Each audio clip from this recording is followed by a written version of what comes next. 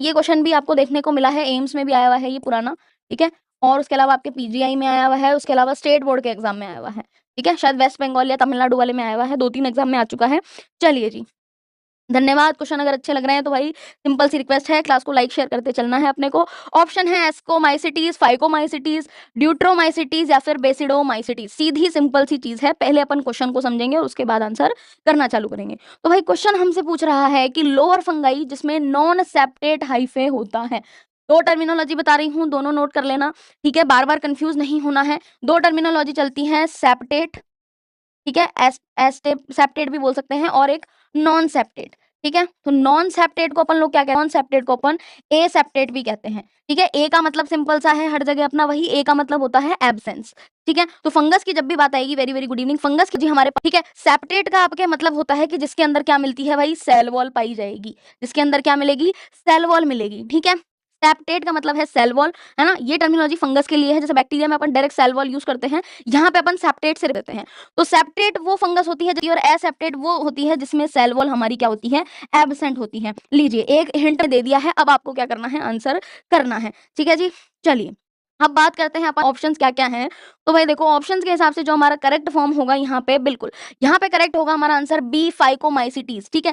Phycomycetes को ही क्या कहते हैं अपन लोग? बिल्कुल जाइगोमाइसिटीज कहते हैं, ठीक है?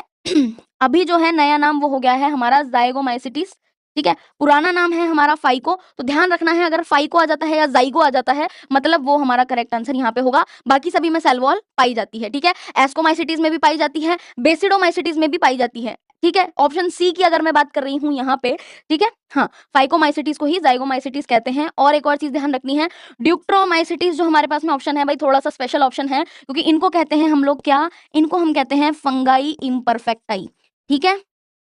जैसा नाम है वैसा ही काम है। कैसे हैं ये? इम्परफेक्ट फंगाई होते हैं। क्यों होते हैं भाई? क्योंकि इनके अंदर जो है हमारी रिप्रोडक्टिव जो फेज होती है, ठीक है? रिप्रोडक्टिव कह लो या फिर क्या कह सकते हैं हम लोग, सेक्सुअल डेवलपमेंट वाली जो फेज होती है हमारी, वो क्या होती है यहाँ पे?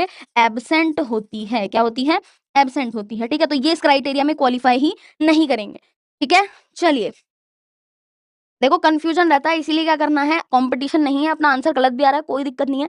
मेन काम ये है, नोटबुक ले लो जिसमें भी आप लोग नोट्स बनाते हो, और नोट्स बनाते चलो क्लास के, क्योंकि क्लास इंपॉर्टेंट है। जो जो चीजें अपन शॉर्ट में एक बार पढ़ लेंगे वो याद रहेगी, कभी भी रिवीजन अगर करना होगा तो 2-3 चीजें अपन ने यहाँ से क्लियर कर ली हैं। जहां पे भी आपके पास में नॉन सेप्टेट पूछा जाएगा, नो डाउट या तो फाइकोमाइसिटीज या फिर जाइगोमाइसिटीज को हमें आंसर कर देना है। हेलो जी, चलिए, ओवरऑल अगर अपन और बात करना चाहें, ठीक है, कि कौन सी स्पीसीज में और क्या खासियत है, तो भाई मैंने कहा था, क्योंकि थ्योरी अपन थोड़ी थोड़ी साथ साथ क्लियर करते चलेंगे, ठीक है? चलिए, बात करते हैं अगर अपन सेप्टेड हाइफे और एसेप्टेड हाइफे में और क्या फर्क होता है हमारे पास में, ठीक है? तो भाई देखो, हाइफे जिसमें वॉल्स होती हैं, सेप्टा, वॉल को अपन क्या कहते हैं? सेप्टा कहते हैं, ठीक है? तो जिसके अंदर वॉल होती है उसको अपन कहेंगे सेप्टेड, ठीक है? जिसमें वॉल नहीं होगी उसे हम क्या कहेंगे? एसेप्टेड हम लोग कहते हैं। अगर फोटो वाइज देखना चाहो तो नीचे देखो, दोनों में फोटो है, जहां पे आपको न्यूक्लियाई शो कर रहा है, सेल वॉल शो कर रही है, ठीक है? साथ ही साथ में क्या शो कर रहा है भाई? और ये देखिए, सेल पोर है हमारा, स्पूटम है, ठीक है? सेल वॉल आपको दिख रही है बाहर की तरफ। यहाँ पे देखो, सेल वॉल जो है यहाँ पे नॉन सेप्टेड के अंदर हमारी डिवाइडेड नहीं है। मेन फंक्शन क्या है भाई?